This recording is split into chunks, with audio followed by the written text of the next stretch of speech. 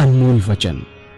अखिल भारतीय संत मत सत्संग के संस्थापक और गृहस्थ में आनंद योग के जनक परम संत महात्मा परम पूज्य श्री यशपाल जी महाराज अर्थात परम पूज्य भाई साहब जी द्वारा प्रतिपादित इन अनमोल वचनों का पालन करना अति आवश्यक है। ये वचन हमारी गृहस्थ आध्यात्मिक साधना के लिए मूलभूत सिद्धांत हैं, जो इस प्रकार हैं। हम दुनिया की हर चीज की कीमत आंकते हैं, अपने मानव जीवन की कीमत भी जाने व परमात्मा की प्राप्ति हेतु साधना करें। मनुष्य योनि एक उपहार है, इसीलिए परमात्मा को धन्यवाद देते हुए आधा घंटा प्रातःकाल, आधा घंटा सायंकाल पूजा अवश्य करें। सत्संग, सतनाम व सद्गुरु को प्राथमिकता देते हुए इसी के आधार पर ध्यान योगाभ्यास अवश्य करें व गृहस्थ के कार्यों को परमात्मा का कार्य समझकर उसी की याद में संपन्न करें। हर समय ये ध्यान रहे कि गुरु कृपा द्वारा परमात्मा की पवित्र सत्ता का हमारी आत्मा में वास है, अतः मन में निरंतर अपने इष्ट देव का जाप करें। मान सम्मान की इच्छा ना करें व अपमान से दुखी ना हो। परमात्मा के अतिरिक्त किसी और का भय ना करें। दूसरों की बुराई न करें, न सुने, सत्य व मधुर बोलें, अश्लील शब्द मुंह से ना निकालें, सभी से नम्रतापूर्ण व सुंदर व्यवहार करें। धर्म पत्नी के अतिरिक्त अपने से बड़ी से माता जैसा, बराबर की से बहन जैसा व छोटी से पुत्री जैसा व्यवहार करें। सांसारिक जीवन यापन की आवश्यकताएं अंतहीन है, इसलिए अधिक से अधिक समय सत्संग में व धन परोपकार में खर्च करें। याद रखें, न स्त्री माया है, न धन दौलत, न ही परिवार। माया वह है जो हृदय को परमात्मा से दूर हटा दे। अतः निरंतर सत्संग और सद्गुरु की शरण में रहने का प्रयास करें।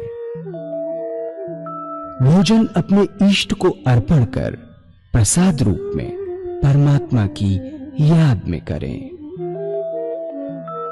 रात्रि में सोने से पहले अच्छे बुरे कार्यों का आत्मनिरीक्षण कर उसका समुचित पश्चाताप करते हुए ध्यान करें व प्रभु की गहरी याद में ही विश्राम करें। परमात्मा तू ही है, तेरी इच्छा पूर्ण हो।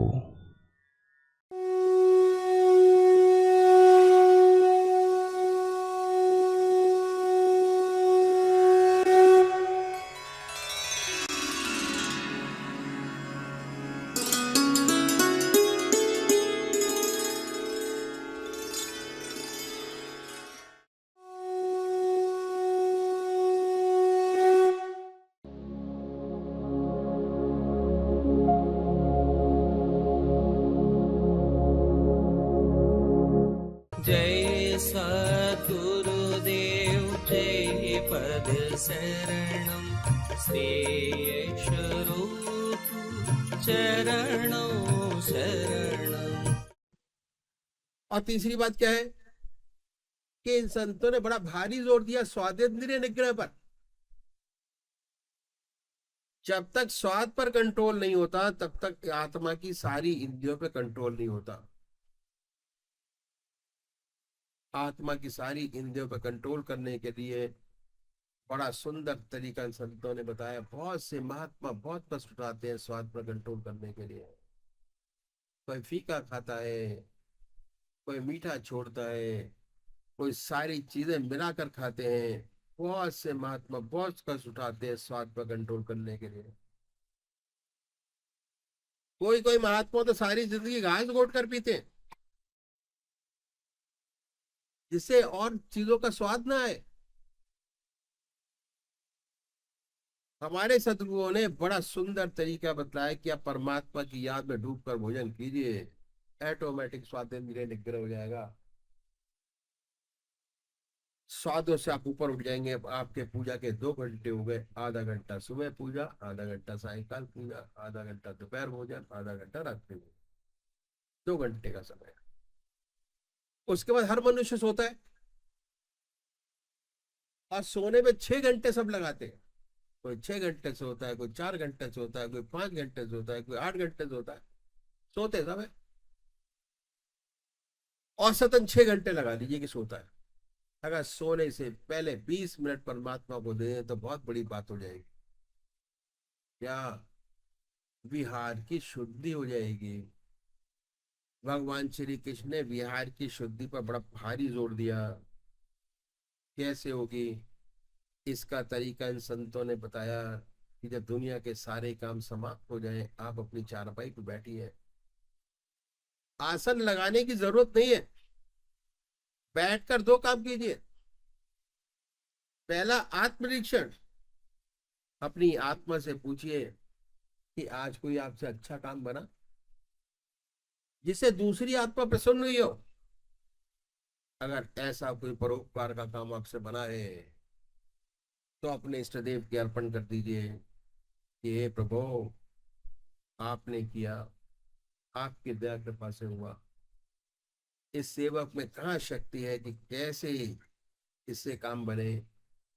इस अपनी अच्छाई को अपने इष्टदेव को अर्पण कर दीजिए। और उसके बाद फिर सोचिए कि आप में कोई कमी तो नहीं है, कोई खराबी तो नहीं है। अपनी आत्मा से पूछिए। किसी गाइड के पास, गुरु के पास जाने की आवश्यकता नहीं। आपकी आत्मा सबसे बड़ा गुरु है। अगर नहीं है तो बड़ी अच्छी बात है। अगर कहती है कि झूठ है, कपट है, अपनी जिंदगी में काम है, क्रोध है, लोभ है, मोह है, अहंकार है, इसके लिए प्रायश्चित करना बहुत आवश्यक है। अगर ऐसी कोई चीज नजर आती है, इसके लिए भगवान के सामने प्रायश्चित करें कि परमात्मा में हमें इन कमियों से मुक्ति करे। प्रार्थना बहुत बड़ी चीज है। अगर परमात्मा के सामने प्रार्थना करते हैं तो ये आत्मा को बहुत ऊंचा उठाता चला जाता है। प्रार्थना। अब प्रार्थना करने का सबसे अच्छा तरीका ये कि अपनी आत्मा से पूछे कि हमसे जो काम हो जाते हैं गड़बड़ वाले, उनमें से छोटी सी बात को पकड़े, बड़ी को ना पकड़े, जो आदतवश हो जाते। जैसे गप लड़ाने की आदत पड़ी है, झूठ बोल जाते हैं। झूठ तो झूठ है, बिना मतलब झूठ क्यों बोले। ये मैंने आपको एक एग्जाम्पल दिया। ऐसी बहुत सी चीजें ऐसी हैं जिन्हें सोचते हैं कि अगर छूट जाएंगी तो हमारा जीवन बड़ा सुंदर और अच्छा होता चला जाएगा। वो छोटी सी चीज को पकड़िए और उसके बाद अपने इष्ट देव से, अपने परमात्मा से वादा कीजिए कि हे प्रभु, कल से छोटी सी खोटी खराबी ना हो। और परमात्मा से वादा कीजिए और अगले रोज से उस छोटे से द्रोण को छोड़ दीजिए। अगर छोड़ते चले जाएंगे तो आपकी इच्छा शक्ति, विल पावर बढ़ती चली जाएगी। धीरे धीरे बड़ी बड़ी कमियां, खराबियां जो आप में हैं, जिन्हें सोचते कि ना जा पाएंगी, वो भी छूटती नजर आएंगी। जीवन बड़ा सुंदर और अच्छा होता चला जाएगा। बहुत सुंदर परिवर्तन आएगा। शर्त एक है कि जिस बात का भगवान से वादा करें उसे पूरा अवश्य करें। अगर वायदा करके पूरा नहीं करेंगे तो विल पावर घटेगी। दूसरी बात क्या है कि जिसकी इच्छा शक्ति स्ट्रांग होती है उसका इष्टदेव भी बहुत स्ट्रांग होता है, और जिसकी इच्छा शक्ति कमजोर होती है उसका परमात्मा ही बहुत कमजोर होता है, ढीला होता है बहुत। इच्छा शक्ति बढ़ाइए। पावर ऑफ कंसंट्रेशन बढ़ाना है। अगर वायदा करके आपकी विल पावर न करेंगे तो इच्छा शक्ति घटेगी। न करना अच्छा है, वायदा करके पूरा न करना खराब है। जो वायदा करें पूरा करें, अवश्य पूरा करें। इसके बाद ईश्वर का ध्यान कीजिए, और जब ध्यान अलग जाए तो उसी ध्यान में सो जाइए। ये अभ्यास,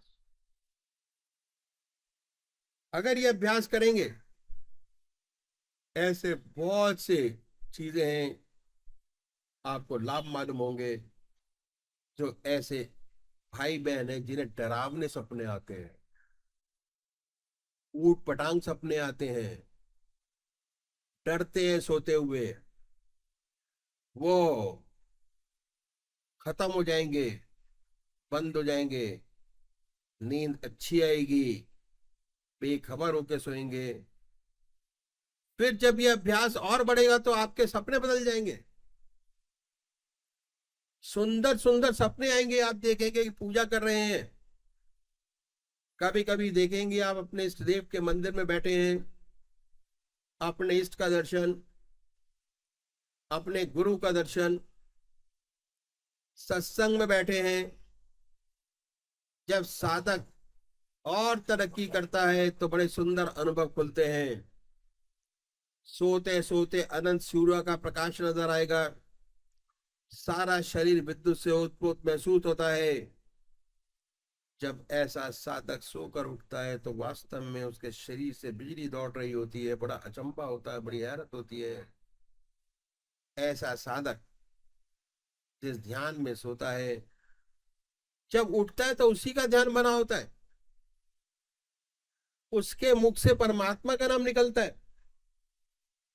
अपने अंदर ध्यान की सुंदर अवस्था पाता है। जिस ध्यान की अवस्था में सोया था, उससे अच्छे ध्यान की अवस्था में उठा। जो अच्छे साधक हैं, जिनके आज्ञा चक्र स्पंदन होता है, सोते समय आज्ञा चक्र स्पंदन था। जब उठेंगे वह स्पंदन और तेज होता मिलेगा। तो ये 6 घंटे सोने के वास्तव में पूजा में बदल जाते हैं। बात क्या है, मन का गुण है। मन जिन विचारों में डूब कर सोता है, रात भर उन्हीं विचारों में पड़ा रहता है। तो ये 6 घंटे सोने के पूजा में बदल जाएंगे। हम लोग गृहस्थी हैं, कोई मुसीबत आ पड़ी तो सोने से पहले उस मुसीबत की चिंता होती है। उसी चिंता में सो जाते हैं। स्वप्न उसी मुसीबत का देखते हैं। सुबह उठते हैं, उसी चिंता में उठते हैं। एक बच्चा है, माँ का दूध पीते पीते सो जाता है, रात भर चप चप करता रहता है, दूध पीता है। ये मन का विशेष गुण है। मन जिन विचारों में गहरा डूब कर सोता है, उन्हीं विचारों में पड़ा रहता है। अगर आप ईश्वर की याद में सोएंगे, परमात्मा से प्रार्थना करके सोएंगे, तो रात भर आपका ध्यान बना रहेगा। 6 घंटे सोने के पूजा में बदल जाएंगे। अब क्या हुआ कि आधा घंटा हमारा जो है सुबह पूजा का, आधा घंटा सायंकाल पूजा, आधा घंटा दोपहर भोजन, आधा घंटा रात्रि भोजन, और 6 घंटे सोने के। हर व्यक्ति चाहे कितना भी बिजी क्यों ना हो, 8 घंटे का ध्यान बड़े आराम से बना सकता है। और जब 8 घंटे का ध्यान बन गया, अब पूजा में मन लगना शुरू होगा। क्योंकि 8 घंटे के ध्यान के बाद आपको ऐसे ऐसे अनुभव होंगे कि जो आपने जिंदगी में कभी सोचे ही नहीं होंगे। 8 घंटे के बाद, उससे पहले नहीं। इतने सुंदर सुंदर अनुभव होंगे, बहुत सुंदर सुंदर, इतने सुंदर अनुभव होने शुरू होंगे कि आप जो है अब इस रास्ते को पकड़ लेंगे। परमात्मा के रास्ते को पकड़ना शुरू होगा जब 8 घंटे का ध्यान होगा। अगर 5 5 मिनट का ध्यान करेंगे तो अनुभव नहीं होंगे, जैसे हैं वैसे के वैसे बने रहेंगे। उसके बाद क्या है कि कबीर साहब का नाम आपने सुना होगा। कबीर साहब तत्वज्ञानी थे वो, और उन्होंने इस दशा का बड़ा सुंदर दिग्दर्शन किया जो मैं आपके सामने रखना चाहता हूँ। कबीर साहब बगैर पढ़े लिखे थे, उनके लिए काला अक्षर भैंस बराबर, जानते ही नहीं थे। पर जो उनका अभ्यास था वो बहुत जबरदस्त था। उनकी जो वाणी निकलती थी वे हृदय से निकलती थी और उसके अनुभव के आधार पर दूसरे लोग लिख लेते थे। बहुत सुंदर दिग्दर्शन उन्होंने इस दशा का किया है। क्या कि जब आपके 8 घंटे आपके इतने हो गए तो आपका मन और करेगा कि टाइम और दे, टाइम और दे। खाते पीते हो गया, नहाते धोते, सोते जागते हो गया, संसार का हर व्यवहार करते, परमात्मा की याद बनी रहती। तो क्या उन्होंने किया इस दर्शन का कि संतो सहज समाधि भली, संतो सहज समाधि भली। इस दशा को सहज समाधि का है। सहज भाव से है सारी चीज, कोई प्रेशर नहीं। परमात्मा ने 100 साल की जिंदगी हमको दी, किसी भी और योनि के अंदर इतनी जबरदस्त जिंदगी हमको नहीं मिली जितनी मनुष्य योनि को दी। किस लिए? कि घर के सारे काम करते हुए अपना योग को पूरा करें।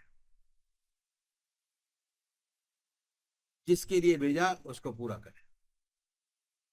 इसलिए 100 साल का समय हमारे पास।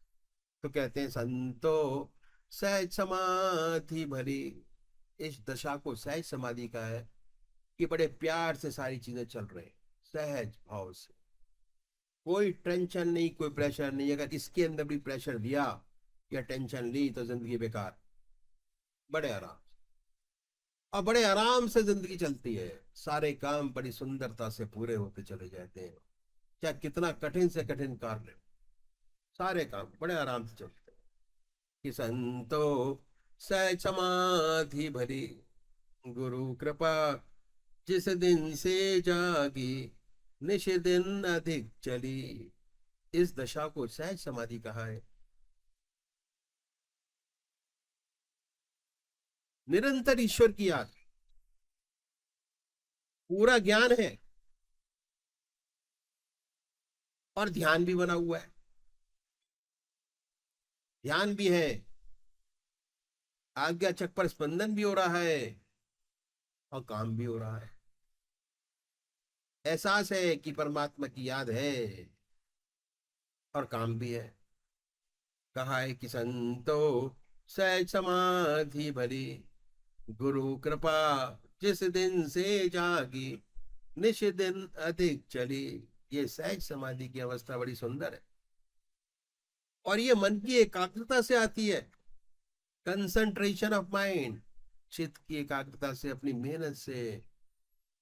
जैसे और चीज में मेहनत लगती है उससे ज्यादा मेहनत इसमें भी लगती है। बड़े आराम से होता है।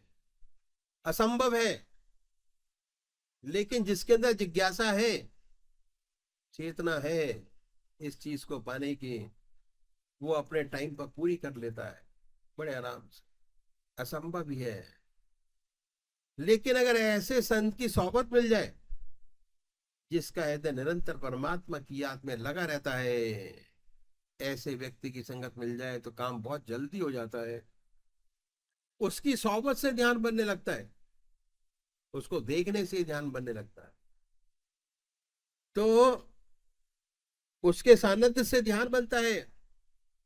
इसलिए कहा है कि गुरु कृपा जिस दिन से जागी। गुरु की कृपा से जिस दिन से जो चित्त की एकाग्रता मुझे मिली है, निश दिन अधिक चलिए, दिन दिन बढ़ती रहती है।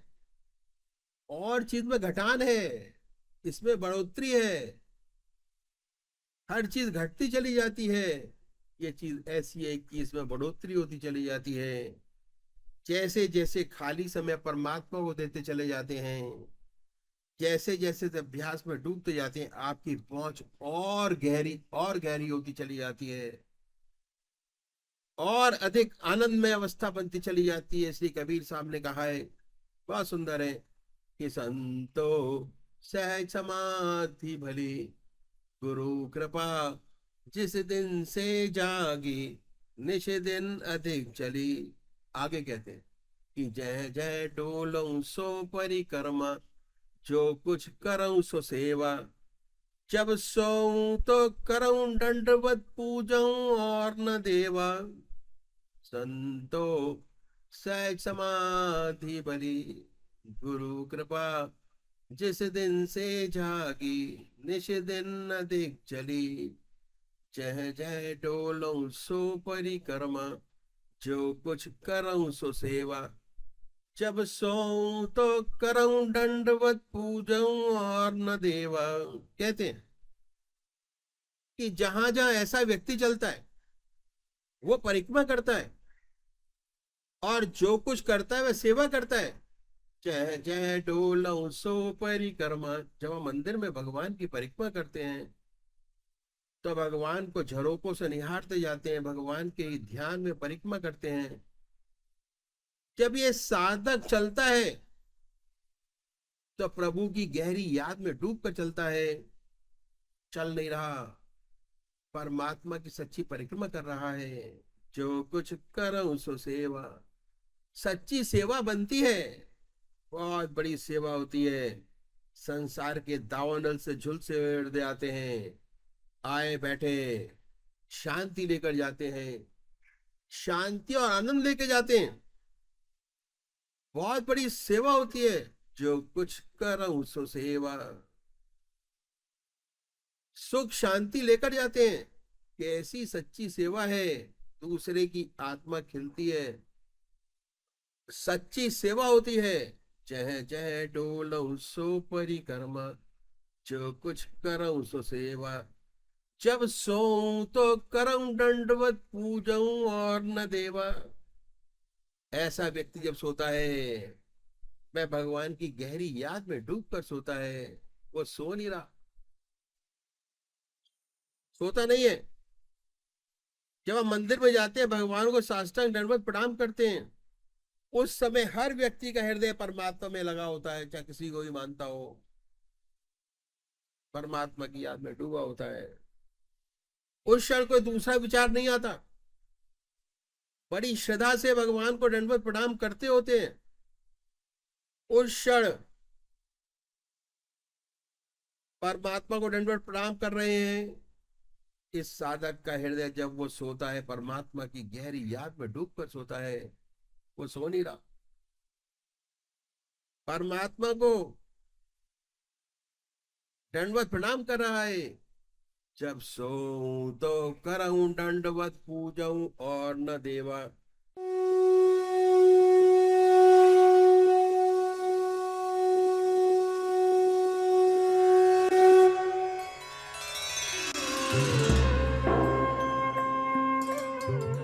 ध्यान योग के कार्यक्रम आनंद योग से निशुल्क जुड़ने के लिए संपर्क करें 9810239677।